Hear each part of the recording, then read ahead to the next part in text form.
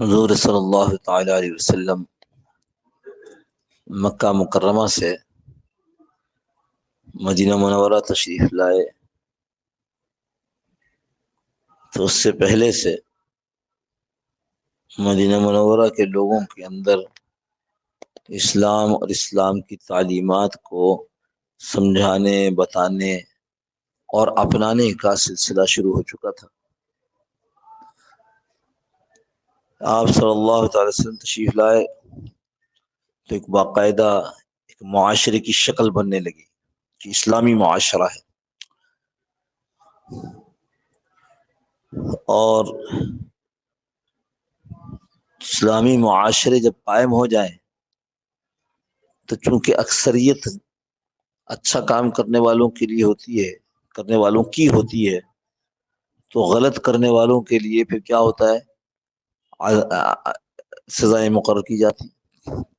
تو ایسے ہی جب مدینہ منورہ میں اچھے لوگوں کا معاشرہ قائم ہو گیا تو اللہ رب العزت نے سزاؤں والی آیات نازل فرما دی۔ بعضوں کو حد قرار دیا کہ یہ ہر حال میں ہونا ہے، بعض کو تعزیر قرار دیا کہ یہ قاضی صاحب کی فراست پر، ان کی عقل پر، ان کی دیانت پر منحصر ہے۔ حضور صلی اللہ تعالی علیہ وسلم کی رخصت ہونے کے بعد اسلامی معاشرہ وہ اسلامی ریاست کی شکل اختیار کر گیا، جو اور ڈیولپڈ شکل ہوتی ہے۔ ایک آدمی حکمران ہے، باقی اس کی رعایا ہے۔ حضرت ابوبکر صدیق رضی اللہ عنہ کا اکثر حصہ دور خلافت، اکثر حصہ جو غلط لوگ تھے ان کی اجتماعی سرکوبی میں گزر گیا ہے۔ تو عمر نے باقاعدہ محکمے قائم کر دی، ایک شکل اور ریاست کی بننا شروع ہوئی۔ پھر ریاست لے کر کام کو کھڑی ہوئی اور اس نے 24 لاکھ مربع میل پر اپنی، ایسے ہی کچھ ہے مجھے ذہن میں اس وقت وہ ہو رہا ہے، اشتباہ ہو رہا ہے، مربع میل پر اسلامی ریاست قائم ہو گئی۔ حضرت عثمان رضی اللہ عنہ اس کو اور آگے بڑھایا، حضرت علی رضی اللہ عنہ کے زمانے میں اور چیزیں پھیلتی چلی گئیں۔ ایک طرف حضرت علی بڑھا رہے تھے، دوسرے طرف حضرت معاویہ رضی اللہ عنہ بڑھا رہے تھے۔ دونوں ایک دوسرے کے خلاف تھے، مخالفت نہیں تھی۔ خلاف اس میں کہ وہ ایک سٹینڈ تھا کہ یوں کیا جائے، ان کا خیال تھا کہ یوں کیا جائے، لیکن ایک دوسرے کے مخالف نہیں تھے۔ کبھی موقع ملا تو اس کو بھی عرض کریں گے۔ حضرات صحابہ کا دور ختم ہوا، حضرات تابعین کا دور شروع ہوا، جو حضور صلی اللہ علیہ وسلم کے براہ راست شاگرد حضرات صحابہ اور حضرات صحابہ کے شاگرد حضرات تابعین۔ مدینہ منورہ سے باہر کی ایک بستی تھی، اس بستی کے اندر کسی عورت کا انتقال ہوا۔ غسل دینے والی عورت کو بلایا گیا کہ بھئی آج انتقال ہو گیا، غسل دے دو۔ تو جو اور رشتہ دار خواتین ہوتی ہیں ان کے ساتھ مل کر وہ غسل دے رہی تھی کہ یکایک غسل دیتے ہوئے اس عورت کا ہاتھ میت کے جسم سے چپک گیا۔ بہت کوشش کی گئی کہ یہ ہاتھ میت کے جسم سے الگ ہو جائے، لیکن الگ نہیں ہو رہا تھا۔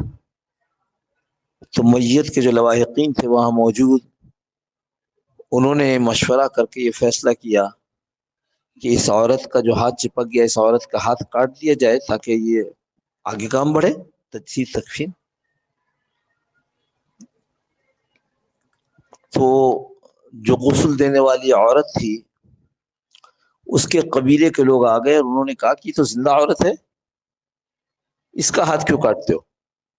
میت کے کھال میں سے وہ اتنا نکال دو جس سے چپک گیا ہے۔ دونوں میں سے کوئی راضی نہیں ہو رہا تھا کہ کہتے میت کی بے حرمتی ہوگی، وہ کہتے زندہ عورت کے ساتھ یہ ہو رہا ہے۔ لوگوں نے کہا امام صاحب سے جا کر معلوم کرو مسئلہ۔ مدینہ منورہ میں امام مالک رحمۃ اللہ علیہ موجود تھے۔ امام مالک رحمۃ اللہ علیہ سے سارا قصہ عرض کیا گیا۔ فرمایا مجھے لے چلو جہاں یہ واقعہ ہوا ہے۔ لے کر گئے، پردے میں باتیں ہوئیں، کیا ہوا، ایسے ہوا۔ اچھا ایک بات بتا، جس وقت تیرا ہاتھ چپکا ہے اس وقت تو کیا کر رہی تھی؟ غسل دینے کے ساتھ بھی کچھ کر رہی تھی، باتیں کر رہی تھی، کیا باتیں کر رہی تھی؟ اب وہ سوچ کر کہتی ہے کہ جس وقت ہاتھ چپکا ہے اس وقت میں یہ کہہ رہی تھی مفہوم عرض کر رہا ہوں کہ اس عورت کو تو میں نے فلاں کے گھر سے نکلتے ہوئے دیکھا تھا، یعنی اس پر الزام لگا رہی تھی کہ یہ فلاں کے گھر میں جو اس کے رشتے کا نہیں تھا، ضرورت کا نہیں تھی، وہاں گئی تو شاید کسی غلط کام سے گئی۔ اس عورت کو تو میں نے فلاں گھر سے نکلتے ہوئے دیکھا تھا، بس اس وقت میرا ہاتھ چپک گیا۔ امام مالک رحمۃ اللہ فرمائے تو سیدھا سادہ مسئلہ ہے، اس عورت کو والذین یرمون المحصنات ثم لم یاتوا باربعۃ شہداء، چار گواہ نہیں لا سکی، فجلدوہم 80 جلدہ، اس کو 80 کوڑے مارو۔ لہذا عورتوں میں انتظام کیا گیا اس عورت کو کوڑے لگانے کا، 1 سے لے کر کے 80 کی طرف چل رہے تھے تو کیا ہوتا ہے 75 76 77 78 89 ہاتھ ویسے ہی جوڑا تھا، 80واں جوڑا اس کو لگا اور اس کا ہاتھ الگ ہو گیا۔ اس واقعے کو تاریخ نے محفوظ کیا ہے۔ جب معاشرے اچھے ہوتے ہیں اور کوئی آدمی ایسا جرم کر دے جس سے معاشرے کی بنیادیں ہلیں تو کبھی کبھی اللہ پاک ایسا غضب دکھا دیتے ہیں۔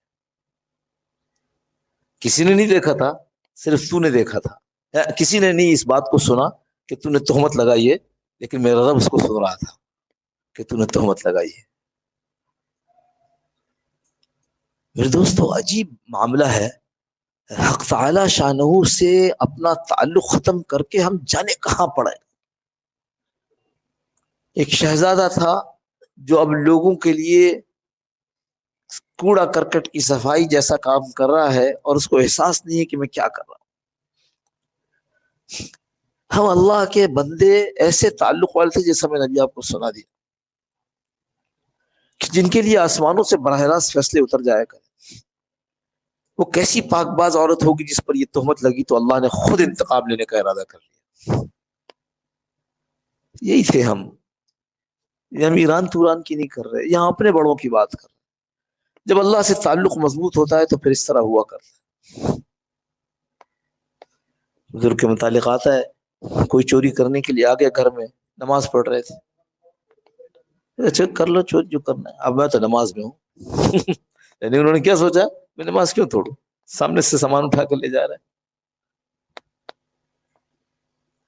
وہ چوری کا مال لے کر کے باہر نکلا، اب ادھر جاتا ہے تو یہاں رستہ نہیں، وہاں جاتا ہے تو وہاں رستہ نہیں، وہاں جاتا ہے تو وہاں رستہ نہیں، تلاش کرتے کرتے سب رستے بند ہیں۔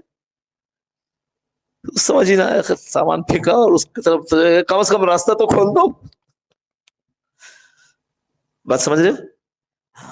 اللہ سے تعلق مضبوط ہو تو کیا مزے ہیں۔ ہم نے اللہ سے اپنا تعلق توڑ کر اتنا برا کیا ہے، اور اس سے بڑی بری اور افسوس کی بات یہ ہے کہ اس کے نقصان کا بھی احساس نہیں ہے کہ کتنا نقصان کیا ہم نے۔ وائے ناکامی متاع کارواں جاتا رہا، ہائے ہائے، کارواں کی جو متاع تھی، اس کا جو سامان تھا وہ جاتا رہا، وہ نکل گیا، چوری ہو گیا، ڈاکہ پڑ گیا اس کے پر، اس کے ہاتھ سے نکل گیا۔ وائے ناکامی متاع کارواں جاتا رہا۔ اور پھر آگے شعر میں خود ہی کہا کہ متاع کس کو کہہ رہا ہوں، مال کو، ہاں وہاں کے اسباب کو، وہاں کی چیزوں کو نہیں۔ وائے ناکامی متاع کارواں جاتا رہا، کارواں کے دل سے احساس زیاں جاتا رہا۔ اس کاروان سے جو چیزیں لوٹی گئی ہیں وہ تو الگ بات ہے، لیکن مشکل یہ ہے کہ کارواں کو اپنے لٹنے کا بھی احساس نہیں ہے۔ یہ ہے اصل ناکام، جس کو اپنے لٹنے کا احساس ہو واپس ہو جائے گا۔ گھر کا بھولا رات کو، شام کو، صبح کا بھولا شام کو واپس آ جائے تو اسے بھولا نہیں کہتے۔ ہم بھی بھٹک گئے ہیں، ہم میں سے جو واپس ہو جائے گا وہ بھٹکا ہوا نہیں کہلائے گا۔ ایک ایک اللہ سے تعلق جوڑنے کی ضرورت ہے، وہ صرف ایک جملہ ہے، ایک جملہ ہے، اے اللہ معاف فرما دے، بس کتنا چھوٹا سا جملہ ہے، اے اللہ معاف فرما دے۔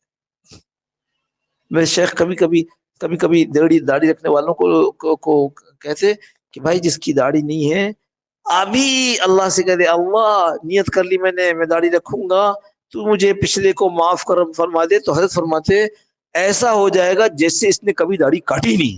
بتاؤ یار، اللہ کے قربان جاؤ، اور پھر ایک جگہ کیا فرمایا اللہ پاک نے، تم اگر گناہ کرنا چھوڑ دو گے تو میں ایسی مخلوق پیدا کروں گا جو گناہ کرنے والی ہو کہ گناہ کے بعد مجھ سے معافی مانگے اور اس کو معاف کروں.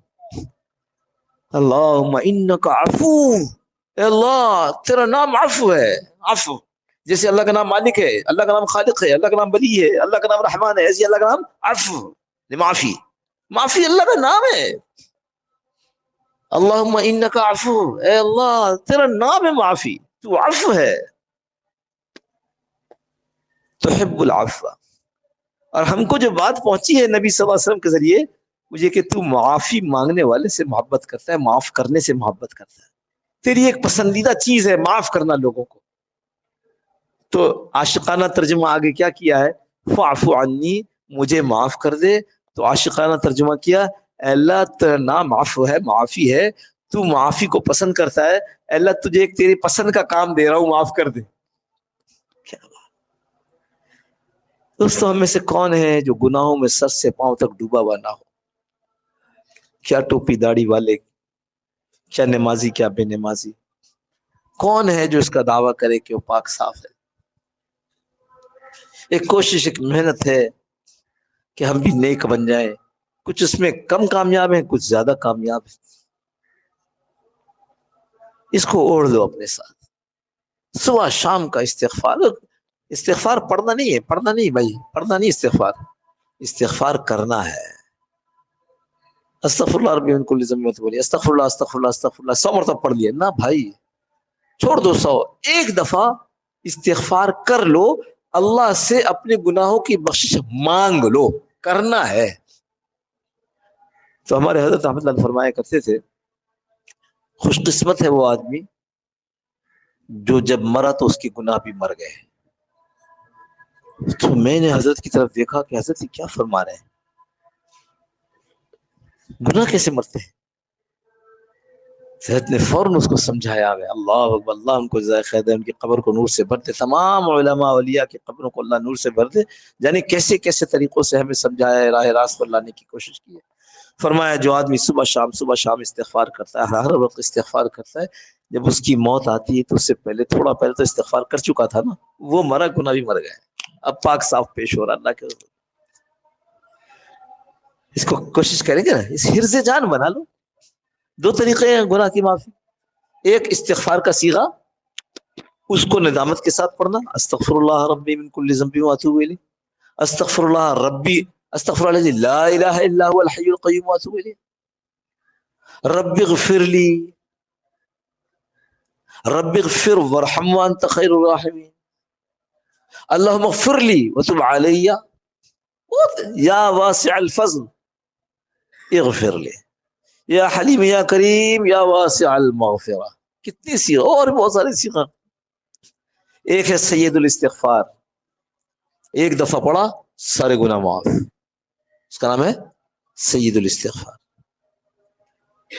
ایک 70 استغفار ملا علی قاری رحمۃ اللہ علیہ نقل کیے ہیں، عجیب ہیں. اللہ، عربی میں ہے لیکن اس کا ترجمہ بھی دستیاب ہے. جب ترجمہ نہیں پڑھتے ہیں، میں نے اپنی آنکھوں سے دیکھا ہے، یعنی خود تو آدمی کے رونگٹے کھڑے جاتے کہ کیا استغفار میں مانگ رہا ہوں اللہ سے. اور میں نے اپنی آنکھوں سے دیکھا جس کو میں نے پڑھنے کے لیے دیا وہ پڑھ رہا ہے، اس کا چہرہ سرخ ہوتا چلا جا رہا ہے. عجیب استغفار ہے، 70 ہے. اور ہم تو کہتے بھائی لے لو، خرید لو بازار سے 70 استغفار، 10 روزانہ پڑھو، 7 دن میں ٹوٹل ہو جائے گا. 7 پڑھو گے 10 دن میں ٹوٹل ہو جائے گا. اس کے ساتھ ملا کے ایک دفعہ سید الاستغفار پڑھو روزانہ. آپ اگر دلچسپی ہو تو میں خود اس کو بنا کے آپ لوگوں کو دے دوں. ہے ایسے نہیں کرو، پھر کام کرنا ہوگا اس کے اوپر. مثال کے طور پر ایک استغفار، اے اللہ میں نے ساری رات گناہ کیا تھا اور مجھے معلوم تھا کہ میں گناہ کر رہا ہوں، اور میں نے تیری رحمت اور بخشش اور تیری معافی پر بھروسہ کر کے گناہ کر لیا، لیکن اللہ جب میں صبح اپنے گھر سے نکلا تو نے میری شکل ایسی بنا رکھی تھی کہ لوگ سمجھے ان سے زیادہ پاک باز تو کوئی ہے ہی نہیں. اللہ کیسی ستاری کی ہے تو نے. عجیب ہے وہ استغفار. مولا علی قاری رحمۃ اللہ علیہ، وہ بھی استغفار مولا علی قاری رحمۃ اللہ علیہ کا نہیں بلکہ بڑے بڑے اللہ والے جو کسی جگہ بیٹھے تھے، ان کو حکم ہوا کہ ان کے پاس جاؤ، ان سے وہ استغفار سیکھو. خیر، عرض کیا کر رہا تھا، بات رہ گئی کہ بھائی معافی کو اپنا معمول بنا لو. اتنا زبردست ہے، میں کبھی کبھی کہتا ہوں رب اغفر لی، رب اغفر لی، رب اغفر لی. پڑھ دو، رب اغفر لی، رب اغفر لی، رب اغفر لی. جو بندہ کہتا ہے رب اغفر لی، رب اغفر لی، رب اغفر لی، اللہ کہتے ہیں اس نے مجھ سے مغفرت مانگی نا، میں نے اس کو معاف کر دیا، مجھے کسی کی پرواہ نہیں ہے. کوئی یہ کہے کہ اللہ اس نے تو اتنے گناہ کیے تھے، اس نے 3 دفعہ کہا ہے میں کسی کی پرواہ نہیں کرتا، میں نے معاف کر دیا اس کو. لا ابالی، لا ابالی، مجھے کسی کی پرواہ نہیں ہے. ہمارے اردو میں ترجمہ کہتا ہے یہ لا ابالی لڑکا ہے، یعنی پرواہ نہیں کر، لاپرواہ لڑکا. یہ عربی کا ترجمہ. اللہ فرماتا ہے لا ابالی، مجھے کسی کی پرواہ نہیں ہے، میں نے معاف کر دیا اس کو. 3 دفعہ استغفار مانگی. تو پیارے، اس کو اپنا معمول بنا لو، استغفار. خوب استغفار. ہاں، میں کہتا 2 چیزیں نا، ایک استغفار کا کوئی سا صیغہ پکڑ لو، اور ایک درود شریف. درود شریف جو پڑھے گا، ایک گناہ معاف، وہی جو آپ استغفار سے کر رہے تھے، ایک نیکی 10 نیکی بلکہ لکھی جائے، اور درجے بلند، ایک سے کئی کام ہو رہے ہیں. تو یہ جو فارغ وقت ہے اس میں پھر کہوں وہ نہیں ہے، استغفر اللہ نہیں، دھیان کے ساتھ تھوڑا سا دھیان کر لو کہ بڑے گناہ کیے ہیں، اللہ معاف فرما دے. تو نہیں معاف کرے گا تو کون معاف کرے گا؟ ہاں، مولانا سعید خان صاحب رحمۃ اللہ سے بات سنی، فرمانے لگے ہم بیت اللہ کے پاس تھے اور سب اپنی اپنی دعائیں مشغول تھے.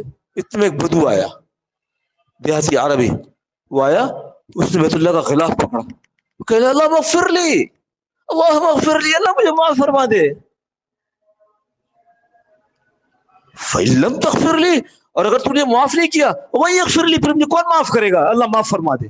بس یہ کہا، جتنے فرماتے جتنے لوگ وہاں تھے سب دھاڑوں اور وہاں کر رونے لگے. مانگنے کا ڈھنگ چاہیے بس. اللہ مجھے بھی عمل کی توفیق نصیب فرما دے. یاد دلا دوں، اب اگلا یہ جو کمنگ اتوار ہے سنڈے، اس اتوار کو انشاءاللہ ہمارے وہاں گڈاپ میں مجلس ہے. مجلس کیا ہے؟ خانقاہ میں اجتماع ہے ایک چھوٹا سا. فجر کی نماز کے بعد اپنے گھروں سے چلیں تو بہت آرام سے سپر ہائی وے پہ ٹول پلازا سے پہلے بقائی یونیورسٹی ہے، وہاں سے الٹے ہاتھ سے مڑ جائیں، 1.5-2 کلومیٹر چلیں گے تو الٹے ہاتھ پر پولیس چوکی بنی ہوئی ہے، وہیں سے پھر الٹے ہاتھ کو بقائی سے لیفٹ، پھر پولیس چوکی سے لیفٹ. وہ اس اسٹاف کا نام ہے چھوٹا گیٹ بس اسٹاپ. کسی پوچھ لیں، خانقاہ پوچھ لیں، خانقاہ مشہور ہے، یا کسی سے چھوٹا گیٹ بس اسٹاپ پوچھ لیں، وہیں پر اجتماع ہے. فجر کے بعد تقریباً سمجھو پونے گھنٹے کے بعد شروع کریں گے. آدمی یہاں سے نکلے گا تو آرام سے وہاں پہنچ جائے گا، اور ظہر کی نماز کے بعد تک ہوگا. یعنی ظہر کی نماز 2 بجے، 1:45 ہوتی ہے عام طور پر، اس دن 2 بجے ہوگی. اس کے بعد کھانا کھلائیں گے نا، اللہ کھلائے گا. اس کے بعد پھر رخصت انشاءاللہ. تو جس کی جو ہمت ہوتی ہے کو زندگی. مسجد کا نام ہے مسجد سیدنا ابو ذر غفاری، مسجد سیدنا ابو ذر غفاری، خانقاہ گڈاپ، یہ اس کا کل پتہ ہے. تو کسی سستی کی وجہ سے، سستی ہو رہی ہے، کون جائے، اتنا دور ہے، یا کسی اور ایسے چھوٹے کام میں جس کا اتنا فائدہ نہیں ہے اللہ والوں کے پاس بیٹھنے کا، تو بھائی اس سستی کو ہمت سے اس کو چیلنج کر کے آ جائیں. تھوڑا وقت، نفع بہت زیادہ. اللهم صل على سيدنا مولانا محمد النبي وعلى اله وسلم تسليما كثيرا كثيرا. ربنا لا تزغ قلوبنا